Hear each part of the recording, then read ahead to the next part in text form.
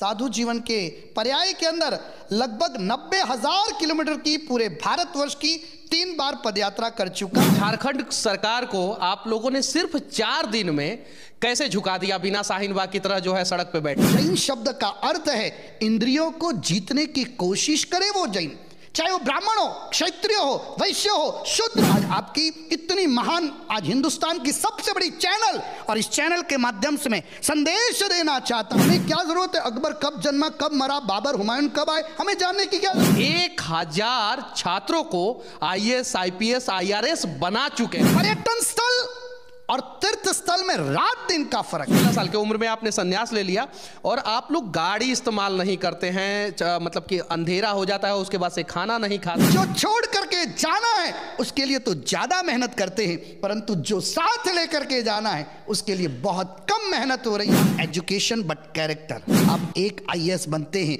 30 लाख लोगों की जिंदगी को बनाते हैं। Everything is lost. यूनिवर्सिटी ऐसी ना हो जहां सांप्रदायिक दंगे हो, यूनिवर्सिटी ऐसी ना हो जहां भेदभाव की रणनीति। भारत के रूप में विश्व गुरु है तो इसके पीछे का मूल कारण हमारे पवित्र तीर्थ है।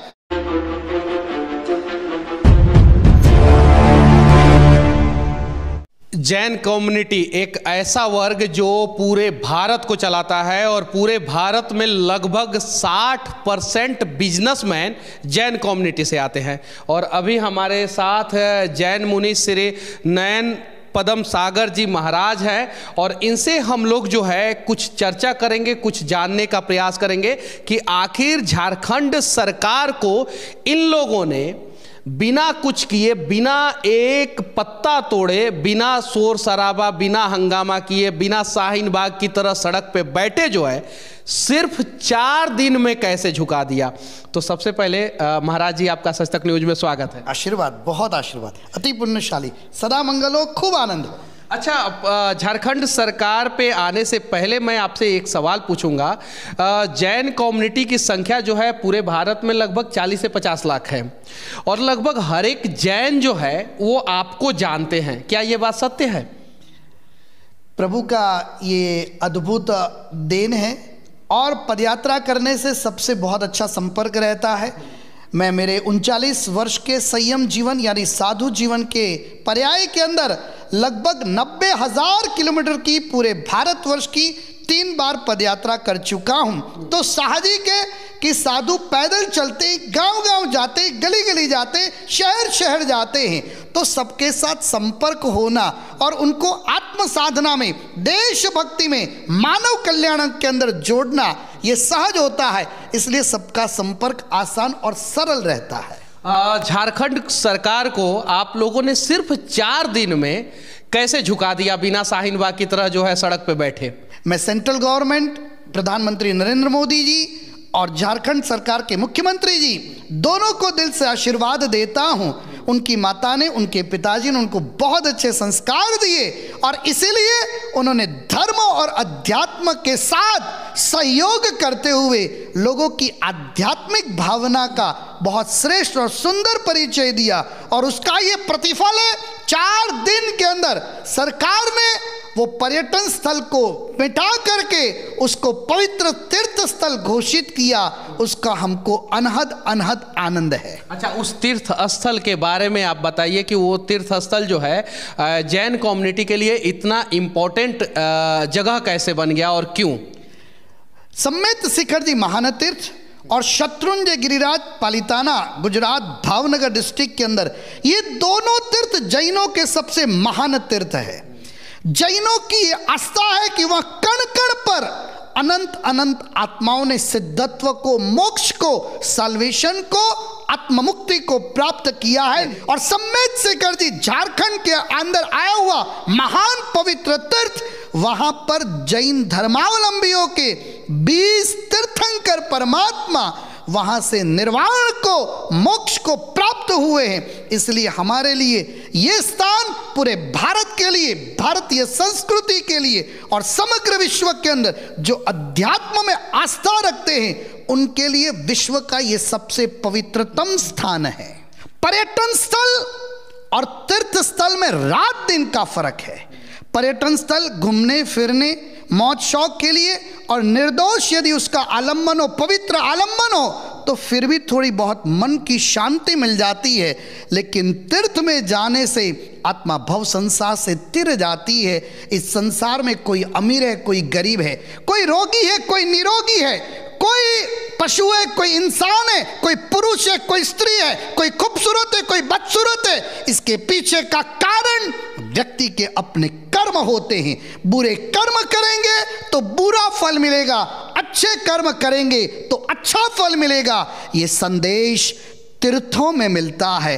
तीर्थ में जाते ही व्यक्ति निष्पाप बनने की भावना रखता है। तीर्थों में जाते ही व्यक्ति बुरे काम, पाप, हिंसा, चोरी, लूट, दुराचार, अनाचार, इससे मुक्त बनने के लिए, पवित्र बनने के लिए तीर्थों में जाता। भारत के रूप में विश्व गुरु है तो इसके पीछे का मूल कारण हमारे पवित्र तीर्थ है, और उसकी पवित्रता जब तक बरकरार रहेगी भारत को कोई उंगली नहीं लगा सकता। शायद इस देश के 99% लोगों को ये बात आज से पहले नहीं पता था कि आखिर तीर्थ स्थल और पर्यटन स्थल में अंतर क्या होता है, और इस चीज को आपने बहुत बारीकी से समझाया। अब आते हैं आपके जीवन पे। 16 साल की उम्र में आपने संन्यास ले लिया और आप लोग गाड़ी इस्तेमाल नहीं करते हैं, मतलब कि अंधेरा हो जाता है, उसके बाद से खाना नहीं खाते हैं, तो ऐसा क्यों करते हैं?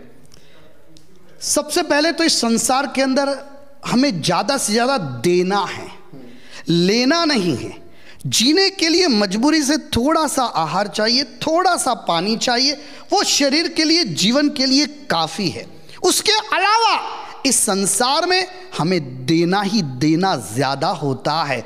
लोगों को अच्छे संस्कार देना, पारिवारिक प्रेम की भावनाएं कैसे बढ़े उसकी बातें बताना, अरस परस विश्वास के साथ, चाहे पति पत्नी हो, चाहे सगे भाई हो, चाहे पिता पुत्र हो, चाहे भाई बहन हो, चाहे अड़ोसी पड़ोसी हो, चाहे समाज और राष्ट्र के लोग हो, और विश्व के लोग विश्व बंधुत्व के साथ जीवन को कैसे पवित्र बनाए, मिला हुआ बेशकीमती ये मनुष्य जीवन कैसे सफल बने, उस उद्देश्य को लेकर के साधु जीवन स्वीकार किया जाता है। जैन शब्द का अर्थ है इंद्रियों को जीतने की कोशिश करे वो जैन, चाहे वो ब्राह्मण हो, क्षत्रिय हो, वैश्य हो, शूद्र हो, इस देश का हो या परदेश का हो, जो अपनी 5 इंद्रियां स्पर्श, स्वाद, सूंघना, देखना और सुनना, उसके ऊपर जो नियंत्रण करने की कोशिश करता है वो जैन होता है। हमने अभी गीतिका में सुना, व्यक्ति क्या लेके आया, क्या लेके जाएगा। इंसान की सबसे बड़ी मोहवश गलती होती है,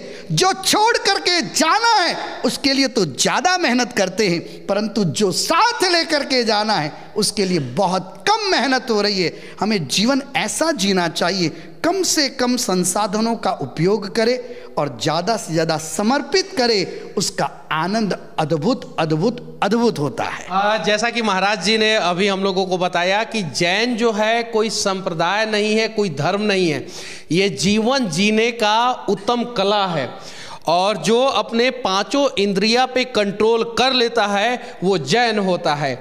अच्छा ये बताइए कि जैनों की संख्या इस देश में बहुत कम है, उसके बावजूद भी देश के बिजनेस पे जो है लगभग 60% से अबव जो है जैन कम्युनिटी के लोगों का राज है। तो इस राज्य का राज क्या है? संपत्ति मेहनत से नहीं आती, संपत्ति नेटवर्किंग से नहीं आती, संपत्ति भाग्य से आती है, और भाग्य का निर्माण परोपकार से होता है, भाग्य का निर्माण सेवा से होता है, भाग्य का निर्माण मानवता और प्राणी मात्र की रक्षा से होता है। आप अच्छे काम करो, आपका तकदीर बढ़ेगा। और जैन सबसे ज़्यादा दान करते हैं, सबसे ज़्यादा सेवा करते हैं, सबसे ज़्यादा गाय गौ माता की सेवा करते हैं, सबसे ज़्यादा प्राणी मात्र की रक्षा करते हैं, और उससे जो पुण्य का बंध होता है वो व्यापार में उनको शिखर पे ले जाता है। आज आपकी इतनी महान, आज हिंदुस्तान की सबसे बड़ी चैनल, और इस चैनल के माध्यम से मैं संदेश देना चाहता हूं, यदि जीवन में संपत्तिवान बनना है, आरोग्यवान बनना है, निर्मल यश को प्राप्त करना है, परंपरा में सद्गति को प्राप्त करना है, अधिक से अधिक दान दे, अधिक से अधिक लोगों की सेवा करे, दुखियों के दुखों को दूर करे, प्राणी मात्र को बचाने की कोशिश करे। विश्व में आपको व्यापार में कोई पीछे छोड़ नहीं सकता। भारतीय संस्कृति, भारतीय ऋषि मुनि, आद्य शंकराचार्य जी, भगवान महावीर सब फरमाते हैं, दानाय लक्ष्मी, जहां दिया जाएगा लक्ष्मी अपने आप आएगी। महाराज जी, आप भारत के पहले ऐसे व्यक्ति हैं जो निःशुल्क पढ़ाते हैं और 1000 छात्रों को IAS, IPS, IRS बना चुके हैं। ये कहानी अभी भारत के शायद चंद लोग ही जानते हैं। निःशुल्क आप कैसे इतना बड़ा एग्जाम जो है बच्चों को क्रैक करा देते हैं, इसका राज क्या है?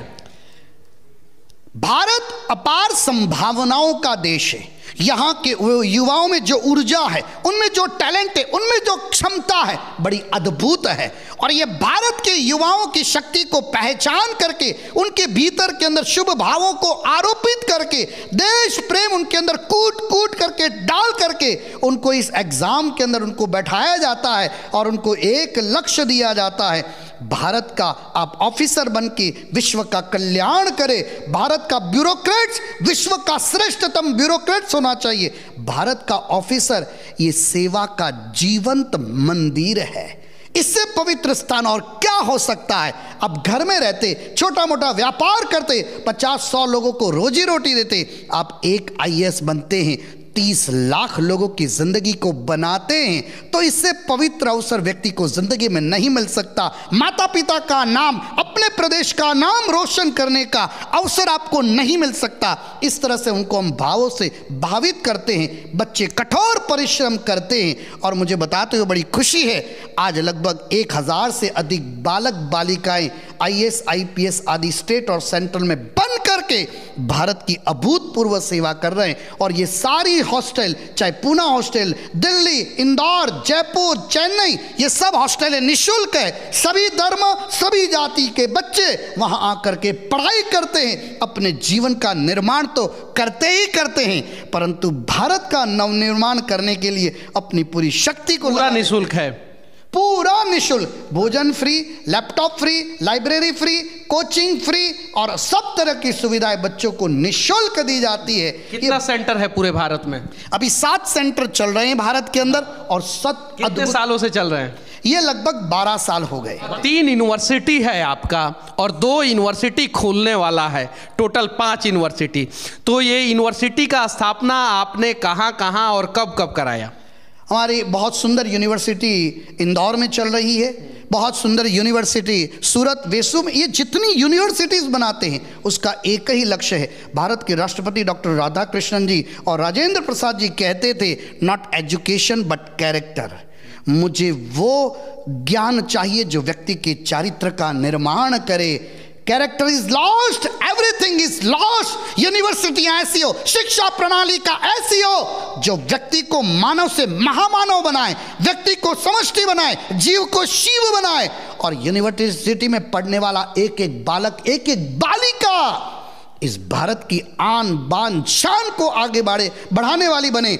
यूनिवर्सिटी ऐसी ना हो जहां सांप्रदायिक दंगे हो, यूनिवर्सिटियां ऐसी ना हो जहां भेदभाव की रणनीति हो, यूनिवर्सिटियां ऐसी ना हो जहां पर पाश्चात्य ज्ञान दे करके भारतीय संस्कृति को कुचल करके आत्मा, कर्म, पुनर्जन्म, मोक्ष, इसके पवित्र सिद्धांतों को खत्म कर दिया जाए। यूनिवर्सिटियां ऐसी हो जो अनेकों विवेकानंद का निर्माण करे। और मैं आज अपनी पवित्र चैनल के माध्यम से ये संदेश पूरे देश को, सरकार को भी देना चाहता हूं। अब समय आ चुका है, भारतीय शिक्षा प्रणाली के अंदर परिवर्तन बहुत जरूरी है।